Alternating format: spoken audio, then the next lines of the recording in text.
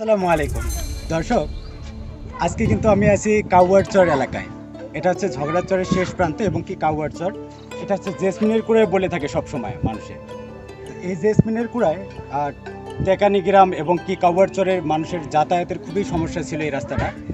তো ইতিমধ্যেই দেখতে পাচ্ছেন যে একটু চকচকা দেখা যাচ্ছে যে এটা এই কাজটি করেছে কিন্তু বিপ্লব হাসান পলাশ ভাই, মাননীয় আমাদের এমপি মহোদয় এই কাজটি করেছে। তো এই কাজে এই যে কাজের যে সৌন্দর্যটা দেখতে পাচ্ছেন এটা কিন্তু পুরাই করেছে নয়ন, এটা করেছে। কিন্তু দেখতে পাচ্ছেন আসলে কি যে আমরা কিন্তু এতদিন এরকম কোনো উদ্যোগ দেখি নাই।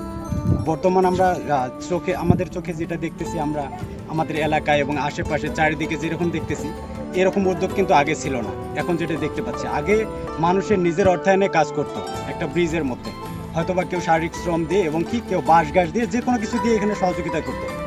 দর্শক, এখন কিন্তু একদম এখনকার চিত্রগুলো পুরোটাই ভিন্ন।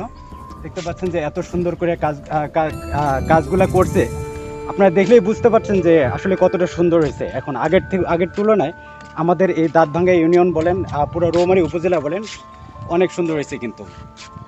তো দর্শক, এটার কিন্তু শুভ উদ্বোধন আগামীকাল বিকাল 3টা। চাইলে আপনারাও এখানে অংশগ্রহণ করতে পারেন।